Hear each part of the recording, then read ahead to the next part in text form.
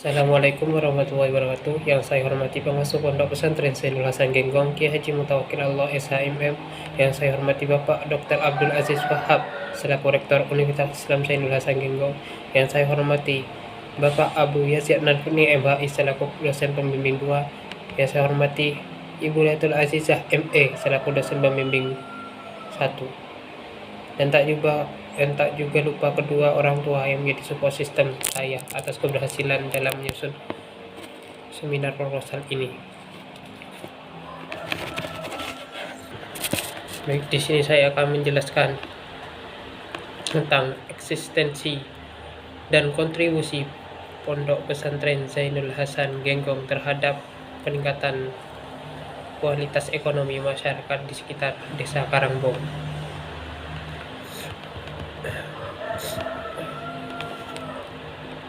Pondok pesantren adalah sebuah bentuk lembaga pendidikan yang eksistensinya cukup lama di negara Indonesia, terbukti memiliki kontribusi besar dalam berbagai aspek kehidupan bangsa, mulai dari kerajaan hingga perlawanan terhadap penjajah. Pada masa kemerdekaan, pondok pesantren menunjukkan peran besar sebagai lembaga pendidikan yang mampu menghadirkan alternatif baru dari sistem pembelajaran modern. Penggunaan metode dan sistem yang berbeda itulah pesantren menjalankan transformasi ilmu pengetahuan kepada para penuntut ilmu yang ada. Kondisi perlawanan terhadap penjajah Belanda dan sistem pendidikan Belanda adalah kata kunci untuk memahami keberadaan pondok pesantren yang hingga sampai sekarang memegang sistem salaf.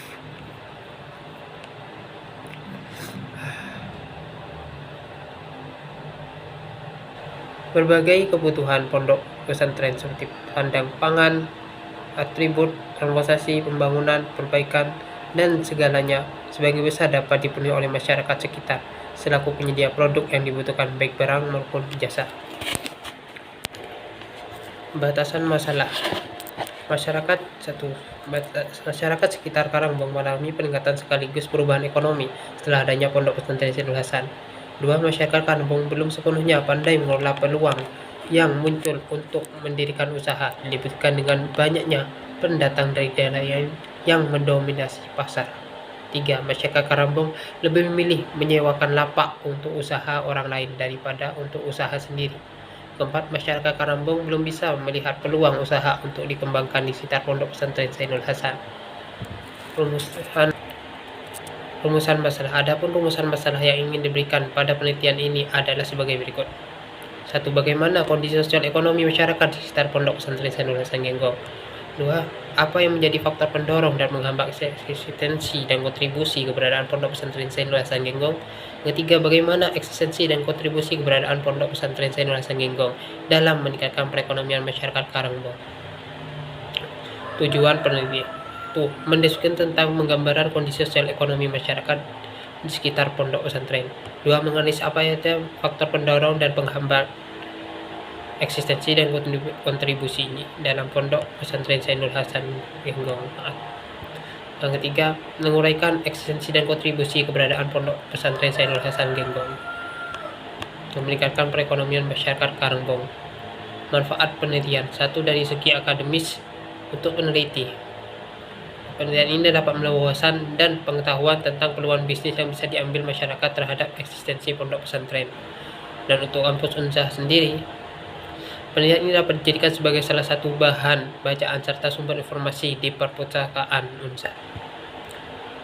Dari segi manfaat dan penelitian dari segi praktisi, yakni untuk masyarakat Karangbong di sekitar pondok pesantren, penelitian ini dapat dijadikan sebagai salah satu pertimbangan masyarakat Karangbong dalam mengambil keputusan yang berkaitan dengan peluang bisnis. Baik, eksistensi. Pengertian eksistensi dalam Kamus Lengkap Bahasa Indonesia dijelaskan bahwa eksistensi artinya keberadaan, keadaan. Menurut Kamus Bahasa Indonesia adalah eksistensi berarti keberadaan. Kata ini mengacu pada dasar eksis. Eksis selain memiliki arti ada dan berkembang, selain itu eksis juga berarti dikenal, tenar, dan populer. Bagi penangguhnya, eksistensi adalah sebuah kebutuhan yang harus dipenuhi. Bahkan pengakuan dari orang lain dianggap sebagai kebutuhan tertinggi manusia. di atas kebutuhan rasa aman, kebutuhan sandang, pangan, dan papan. Tak heran jika ada orang yang rela melakukan hal tak wajar hanya untuk mendapat pengakuan. Eksistensi berasal dari bahasa Inggris yaitu existent dan dari bahasa Latin existere yang artinya muncul, ada, timbul. Memiliki keberadaan yang aktual, eksistensi diartikan sebagai keberadaan, keadaan, maupun adanya. Jadi eksistensi tidak bersifat kaku dan terhenti, melainkan lentur dan kenyal, dan mengalami pembangunan sebaiknya mengalami kemunduran, tergantung pada kemampuan dalam mengaktualisasikan potensi-potensi di dalamnya. Pengertian kontribusi secara etimologis dalam Kamus Besar Bahasa Indonesia, kontribusi diartikan sebagai sumbangan. Merujuk pada makna tersebut, maka secara umum kita dapat menjelaskan bahwa kontribusi merupakan daya dukung atau sumbangsih yang diberikan oleh sesuatu hal yang memberikan peran atas tercapainya sesuatu yang lebih baik. Kontribusi dalam bahasa Inggris yaitu contribute, contribution, yang artinya keikutsertaan, keterlibatan, melibatkan diri maupun seimbangan. Dalam hal ini, kontribusi dapat berupa materi atau tindakan. Dengan kontribusi berarti individu tersebut sudah berusaha meningkatkan efisiensi dan efektivitas hidupnya. Kontribusi dapat diberikan dalam berbagai bidang, yaitu pemikiran, kepemimpinan, profesionalisme, finansial, dan lain-lainnya. Pondok pesantren. Pondok pesantren merupakan rangkaian dua kata yang lebih dari kata pondok dan pesantren.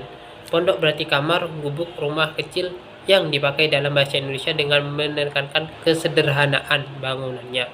Ada juga yang mendapatkan bahwa pondok berasal dari kata berarti kamar, gubuk, rumah kecil yang dipakai dalam bahasa Indonesia dengan menekankan kesederhanaan bangunannya. Ada juga yang mendapatkan bahwa pondok berasal dari kata funduk yang berarti ruang tempat tidur, wisma atau hotel sederhana. Karena pondok secara umumnya merupakan tempat penampungan sederhana bagi para pelajar yang jauh dari tempat asalnya. Secara umum, pesantren atau pondok bisa didefinisikan sebagai pendidikan agama Islam dengan sistem asrama atau pondok, di mana kiai dan figur sentralnya masjid sebagai pusat kegiatan menjiwainya, dan pengajaran agama Islam di bawah bimbingan kiai yang diikuti santri dengan kegiatan utamanya.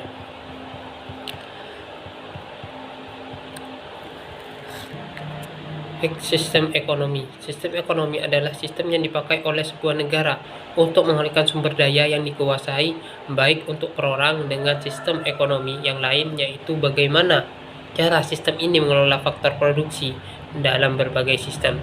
Seorang individu diizinkan memiliki seluruh faktor industri, sementara dalam sistem lainnya semua faktor tersebut dikuasai oleh pemerintah.